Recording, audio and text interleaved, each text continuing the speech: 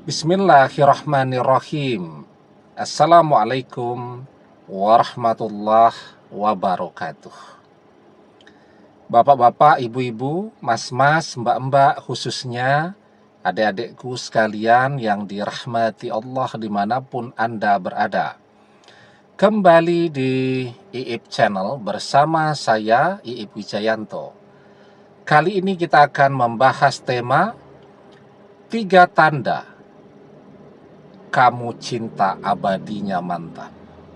Ya, saya punya sahabat itu yang terpaksa berpisah dengan istrinya karena faktor mertuanya yang memaksakan agar dia menceraikan istrinya.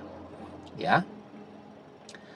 Dan ternyata setelah perpisahan itu terjadi, setelah si mantan istri, kalau orang mengatakan demikian, tapi kalau dia tidak mau mengatakan mantan istri, karena bagi dia ketika dia dipaksa untuk menceraikan, yaitu tetap istrinya. Tapi ya kita mengikuti apa yang dipahami masyarakat, ya masyarakat mengatakan mantan istrinya.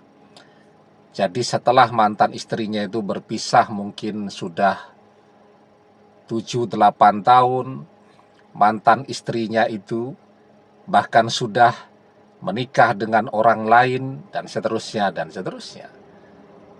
Ternyata dia tetap mencintai, ya.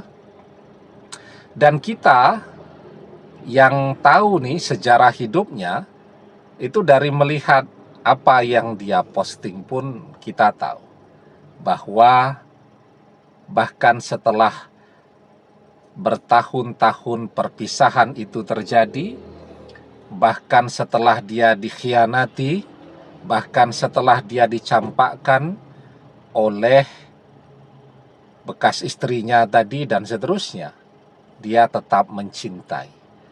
Jadi cintanya adalah cinta yang betul-betul murni dan cinta yang abadi. Nah, jadi apa tandanya? Yang pertama,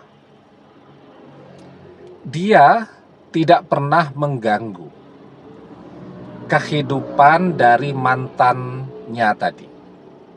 Ya, apakah berusaha telepon, chatting, dan seterusnya. Begitu dia tahu bahwa mantannya sudah menikah dengan orang lain, dia tidak pernah lagi berusaha untuk masuk ke dalam kehidupan mereka. Ya. Dan apa yang dia lakukan ya sudah. Ya. Karena bagi dia di atas kebahagiaan dia, kebahagiaan mantannya jauh lebih penting. Ya. Dia pengen melihat mantannya bahagia karena ketika dia ketemu dengan mantannya itu, mantannya dalam keadaan yang sangat rapuh, baru saja juga dikhianati dan dicampakkan oleh mantannya terdahulu, ya. Dia bantu untuk bangkit dan kemudian mereka menikah. Enggak taunya malah dia yang sudah membantu, dia pula yang dicampakkan. Tapi dia bilang bahwa dia bahagia melihat mantannya bahagia dengan karirnya, dengan pekerjaannya, mantannya menjadi kebanggaan dari orang tuanya, ya. Mungkin kalau dia tetap memaksakan diri untuk bersama dengan mantannya, ketika usia dia pun jauh lebih tua daripada mantannya, dia juga tidak punya pekerjaan yang bisa dibanggakan dan seterusnya. Apalagi mertuanya kan sangat tidak menyukai dia, maka tentu mantannya akan tidak pernah bahagia, akan bertengkar terus dengan orang tua, ya, dan sulitlah untuk bisa menemukan kebahagiaan jika dia terus memaksakan diri. Jadi dia mengalah, itu tujuannya agar mantannya bahagia. Yang seperti ini enak sih didengarkan ya. Ketika orang cerita ya tentang ketulusan cinta, cinta yang dimurnikan itu didengarkan enak, tetapi dijalani luar biasa beratnya. Ya, itu yang pertama. Dia tidak pernah mengganggu. Karena apa? Karena kalau perpisahan terjadi dan masih berusaha untuk mengganggu, merebut, memisahkan, dan seterusnya, bisa jadi itu bukan cinta yang murni, tetapi lebih kepada nafsu untuk menguasai. Ya, itu yang pertama. Tetapi meskipun dia tidak mengganggu secara langsung, tanpa disadari, dia juga membuat sebenarnya mantannya nangis-nangis. Dia membuat gangguan ya secara pikiran. Kenapa? Karena kalau kita lihat di media sosialnya, mantannya itu terus tercermin, muncul di dalam begitu banyak karya-karyanya. Misal orang berpisah nih ya, kemudian sama-sama menikah dengan orang lain. Ketika itu adalah cinta yang abadi, misal si laki-laki ini betul-betul mencintai dengan cinta yang abadi, meskipun perpisahan itu terjadi, meskipun kemudian dia menikah dengan orang lain, dia punya anak, nah anaknya itu nanti ada tuh, salah satu yang diberikan nama mirip dengan nama mantannya.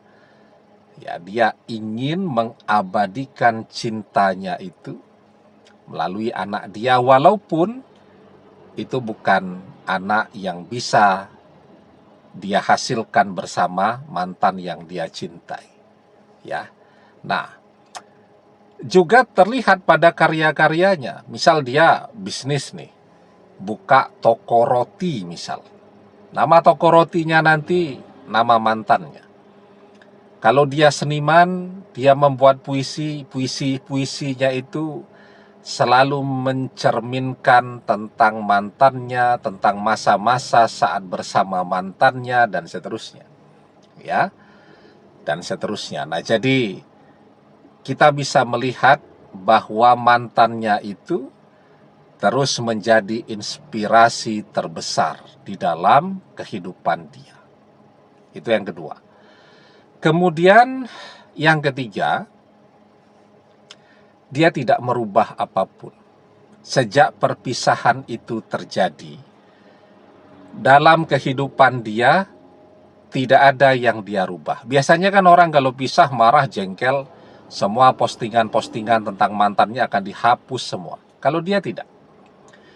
Postingan-postingan sejak zaman bersama mantannya yang sudah bertahun-tahun yang lalu, itu tetap dia biarkan begitu. Ya. Kenapa? Karena melalui postingan-postingan itu dia bisa mengenang bahwa apapun juga dia pernah bahagia. Walaupun cuman sesaat dia bisa memiliki mantannya, dia tetap bersyukur dengan itu. Ya. Dan ketika manusia mau bersyukur, maka nikmat yang terlihat sedikit itu akan terasa banyak dan seterusnya. Tapi kalau manusia tidak pandai bersyukur, nikmat yang banyak pun akan terasa sedikit. Nah, dia belajar bersyukur bahwa apapun, ya mungkin orang bilang jodohnya dia menikah dengan istri yang sangat dia cintai itu cuma setahun, artinya jodohnya cuma setahun. Tapi dia bersyukur. Dia pernah merasakan menjadi suami dari seseorang yang betul-betul dia cintai, cinta sejatinya, cinta abadinya, dan seterusnya. Ya, nah jadi itu 3 tanda jika kita adalah cinta abadi dalam kehidupan mantan.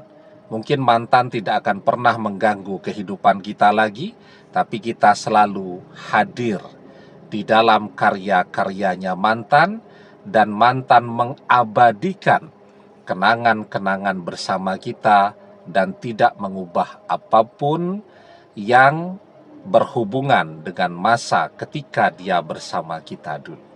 Ya, itu namanya cinta abadi, cinta yang akan selalu ada sampai kapanpun. Dan ketika manusia bersyukur dengan perasaan cintanya, nah ini menarik nih, karena ada pertanyaan kan kemarin. Saya baca di komen tuh, apa masih bisa bersama Ustadz kalau dia sudah menikah dengan orang lain? Kalau kita lihat di dunia fana ini ada begitu banyak orang yang bertemu bersama menikah setelah menjalani perpisahan yang sangat lama. Bahkan masing-masing mungkin sudah menikah dengan orang lain. Kita tidak pernah tahu di antara doa-doa kita itu mana yang terkabul. Ya, apapun kita pernah berdoa kan, agar mantan itu menjadi jodoh kita, dan kita tidak pernah tahu kapan doa itu terkabul.